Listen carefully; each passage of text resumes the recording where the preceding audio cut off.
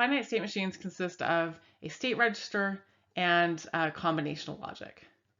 So the state register, here's our state register, contains the state of the system.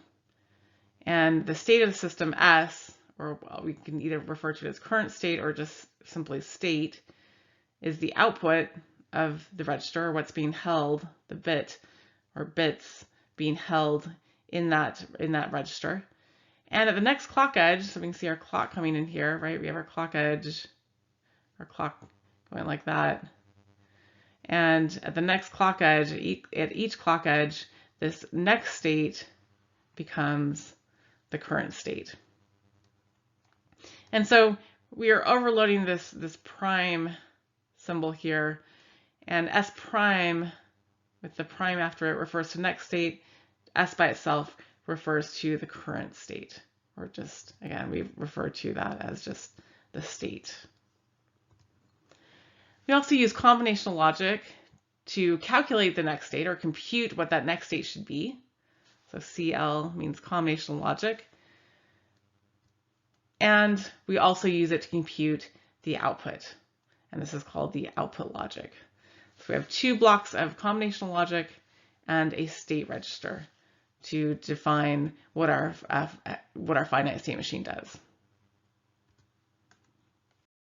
In a finite state machine, the next state is determined by the current state and the inputs. So for example, if we have our smartphone and we're entering our code to unlock it, and we have our code is maybe 573, and maybe we've entered our 5 already, so we're in this state that says, hey, 5 has already been entered. Now our next state is determined by this current state, right? The current state is has seen the 5, right?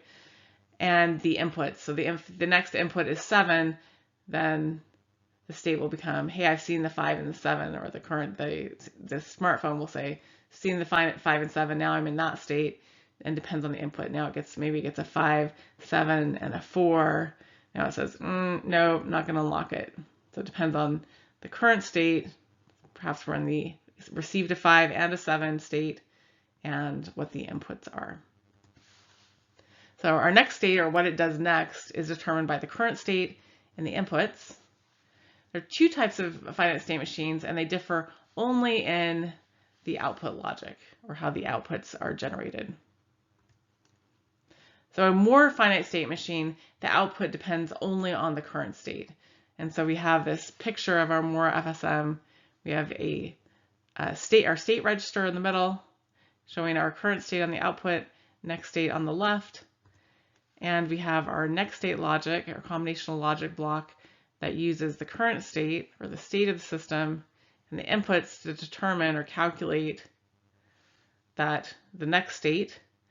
And in a Moore FSM, depends on only the state of the system to calculate what the output should be.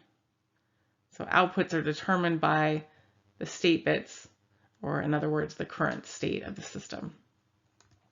And Moore FSMs are by far the most common type of FSMs, or finite state machines, in that use just in industry or in other projects.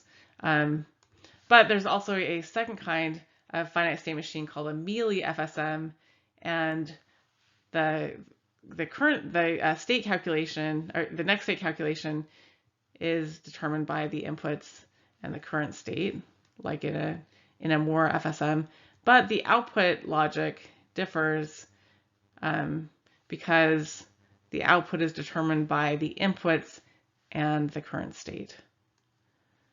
In our Moore FSM, the output was determined by only the current state. And so they only differ, these two types of FSMs differ in how they calculate the output logic. And we'll give examples of both of these finite state machines.